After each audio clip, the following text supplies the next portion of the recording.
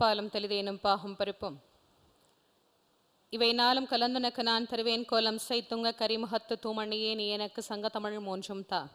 ஞானமே வடிவாகி ஆதி வயலூர் வள்ளல் பெருமானின் வற்றாத தனிப்பெரும் கருணையினாலும் என் குருநாதர் வள்ளல் வாரியார் சுவாமி அவர்களின் ஆசையினாலும் சிறப்புக்குரிய அற்புதமான இந்த பக்தி திருவிழாவிலே ஞானம் என்பதை பற்றி பேசுவதற்கு மேற்கொள்கின்றேன். தலைப்பில்லாமல் பேசக்கூடாது, குறிக்கோள் இல்லாமல் வாழக்கூடாது. அப்படி குறிக்கோளோடு வாழ்ந்தவர்கள் தானும் வாழ்ந்தார்கள், மற்றவர்களையும் வாழ வைத்தார்கள்.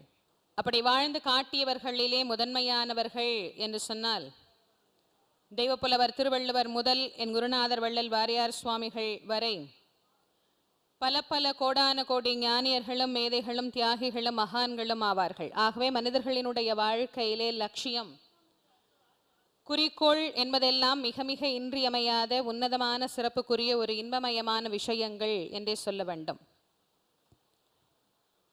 இந்த உலகத்திலே மனிதனாக பிறந்த ஒவ்வொரு ஆன்மாவும் ஒரு எல்லையை அடைய வேண்டும் என்று சொன்னால் அதை அடைய தேடும் எல்லையினுடைய பெயர் ஞானம். ஞானம் எப்படி வரும் தெரியாது, எப்பொழுது வரும் தெரியாது, யார் மூலமாக வரும் தெரியாது, எதை படித்தால் ஞானம் வரும் தெரியாது, வருமா அதுவே தெரியாது. வரும் இல்லை வரும். ஆமாம், அந்த நம்பிக்கையிலே வாழலாம். ஏன் அப்படி போவானே, வரும். எப்படி ஞானம் வரும்? அதற்கு ஏதாவது ஒரு வயது உண்டா? அந்த வயதை ஒரு எல்லையாக வைத்து சரி இவருக்கு இந்த வயசுல வந்தது, நாம அதே வயசுல நமக்கும் வந்துடும் அப்படின்னு நம்ம எதிர்பார்க்கலாமா? இப்போ குழந்தைக்கு 5 வயசு ஆகுதுன்னா 1வது படிக்கலான்னு நம்ம எதிர்பார்க்கலாம் இல்லையா? இல்லை ஒரு ஏறக்குறைய முன்ன பின்ன போனால் ஒரு 6வது வயசுல 1வது படிக்கலாம் இல்லையா? அது மாதிரி நமக்கு ஞானம் வந்த அடியார்களினுடைய வயதை வைத்து நாம் கணக்கிட்டு பார்த்தோமேயானால் ஞான சம்பந்த பெருமானுக்கு ஞானம் வருகிற போது வயது 3. அப்பொழுது நமக்கும் ஞானம் அந்த வயதிலேயே வந்திருக்க வேண்டும். 3ஐ கடந்து பல ஆண்டுகள் ஆகிவிட்டது. சரி, ஒருவேளை எங்களுக்கெல்லாம் அப்பருக்கு வந்தது போல் ஞானம் வரும் என்று நாங்கள் காத்து கொண்டு இருக்கிறோம் என்று சொன்னால் அப்பருக்கு ஞானம் வருகிற போது வயது 77 வயது.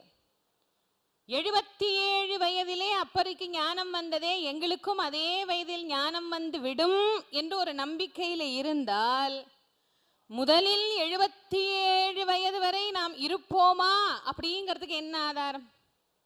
இல்லை. சரி, இந்த நூல் தான் நம் ஞானத்தை வளர்க்கக்கூடிய நூல். பகவத்கீதையை விட ஒரு உயர்ந்த ஞான நூல் இந்த உலகத்தில் உண்டா? இல்லை. அப்போ கீதையை படித்தா எல்லாருக்கும் ஞானம் வந்துடும்னா இந்நேரம் கீதையை படித்த எல்லாருக்கும் ஞானம் வந்திருக்கணுமே, வரலையே. இப்படி எதற்கும் ஒரு தொடர்பில்லாத இடத்துல இருக்கிறது ஞானம்.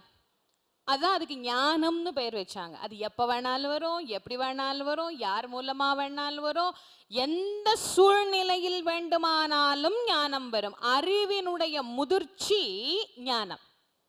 அறிவு வேறு, ஞானம் வேறு. அறிவு என்பது அறிந்து வருதல், ஞானம் என்பது உணர்ந்து வருதல். நீங்கள் அறிவு அப்படின்னு எதையெல்லாம் சொல்லலாம், இது இன்னது அப்படின்னு ஒருத்தர் சொல்லி கொடுத்து அதை அப்படியே நான் அறிந்து கொண்டு அதை அப்படியே நான் சொல்லுவதற்கு பெயர் அறிவு. நீங்க குழந்தைங்களை நம்ம என்ன சொல்லுவோம்? அறிவாளியா இருக்கு அப்படிதான் சொல்லுவோம். குழந்தை யாராவது பார்த்து ஞானவானா இருக்கு அப்படின்னு சொல்லுவோமா? எப்ப சொல்லுவோம்? தானாக யாரும் சொல்லிக் கொடுக்காத ஒரு விஷயத்தை அந்த குழந்தை இந்த உலகத்திற்கு வெளிக்காட்டுகிற போது அந்த குழந்தையை ஞான குழந்தைன்னு நாம சொல்லுவோம் இல்லையா?